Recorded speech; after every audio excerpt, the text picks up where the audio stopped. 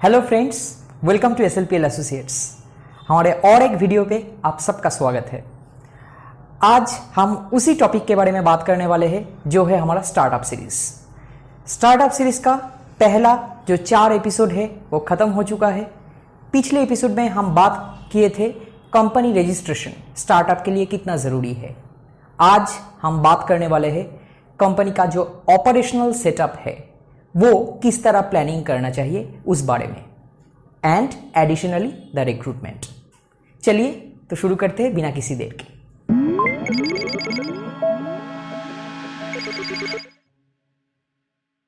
दोस्तों, जब हम कंपनी पहले सेटअप करते हैं तो उसका कुछ ऑपरेशनल पैरामीटर्स होता है।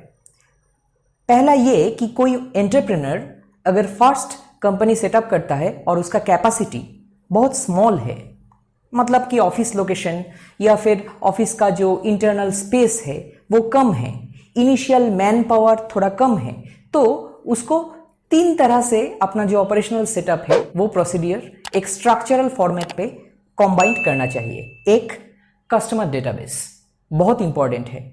अगर आपके पास सिस्टम है, मतलब पर्सनल कंप्यूटर है, तो आपके पास ये अवेलेबिलिटी है कि आप वो आपका जो कस्टमर जो डेटाबेस है वो प्री एग्जिस्टिंग जो कस्टमर डेटाबेस है, जिसका सेटअप करने से पहले ही आपको कस्टमर के बारे में पता चल जाता है कि हाँ ये मेरा कस्टमर हो सकता है, उसका एक अलग सा शीट आपको मेंटेन करना पड़ता है।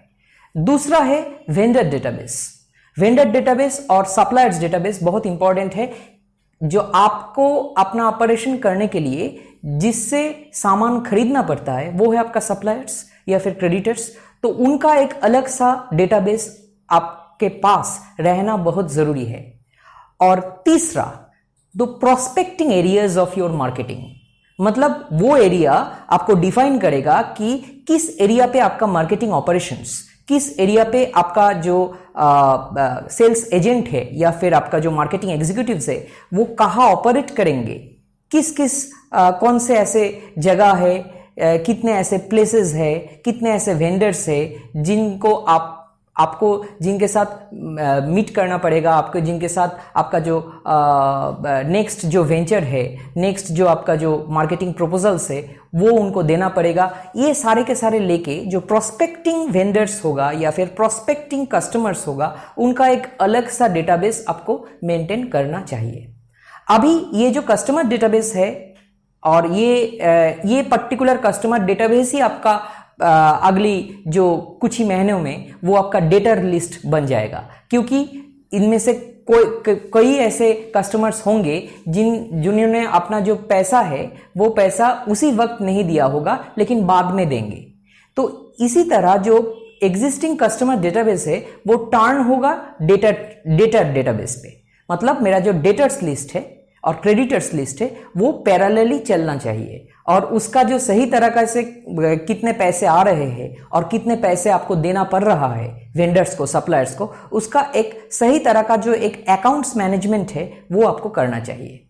अभी आते हैं इसका जो दूसरा भाग है सेटअप या फिर स्टार्टअप बिजनेस के लिए, वो है स्टार्टअप सेटअप में इनिशियल जो रिक्वायरमेंट होता है वो बहुत मिनिमम होता है, लेकिन फिर भी अगर आपके पास ऐसा कोई ऑप्शन हो कि हाँ मुझे मार्केट को एक्सप्लोर करने के लिए रिक्रूटमेंट करना ही होगा, या मैं मार्केटिंग करूं या फिर रिसर्च टीम करूं या फिर मुझे एडमिन या फिर अकाउंट्स पे कोई आदमी चाहिए, तो वो रिक्रूटमेंट जो सेगमेंट है वो इनिशियल स्टार्टअप पे तो बहुत ही मिनिमम होता है, लेकिन फिर भी बहुत ज़रूरी पार्ट होता है ये। अगर आपको आदमी चाहिए तो आदमी जो रिक्रूटमेंट है उसका जो सही प्रोसीड्यूर है या फिर सही जो पैटर्न है, कहाँ से आपको इतना सारा आदमी मिलेगा या फिर आपके काम के लिए एम्प्लॉय मिलेगा, वो तैयार कर लेना बहुत ज़रूरी है। और आप इनिशियल स्टेज पे ये भी नहीं चाहते हो कि बहुत सारे मेरा वक्त ये रिक्रूटमेंट पे चला जाए,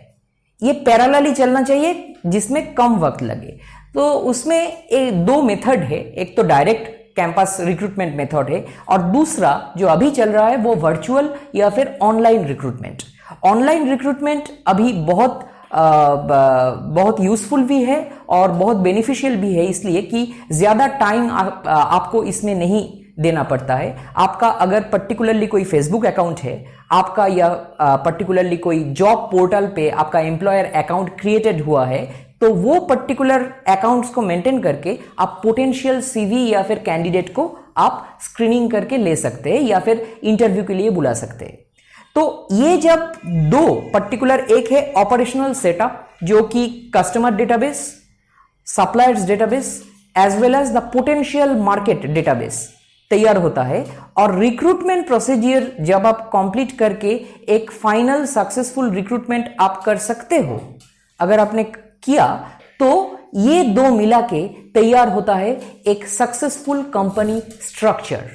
जब एक सक्सेसफुल कंपनी स्ट्रक्चर क्रिएट होता है तब होता है इसका अल्टीमेट ऑपरेशनल कैपेसिटी जो होता है एक स्टार्टअप बिजनेस का, वो बहुत बढ़ जाता है।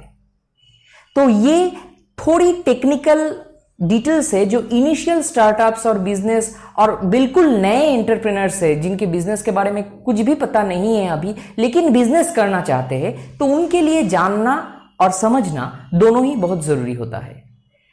तो चलिए दोस्तों, नेक्स्ट वीडियो तक आपसे मैं इजाजत चाहूंगा। नेक्स्ट वीडियो बहुत जल्दी आएगा जिनमें हम बात करने वाले हैं ये स्टार्टअप सीरीज का ही बहुत सारे नए पहलू पर। तब तक के लिए नमस्कार।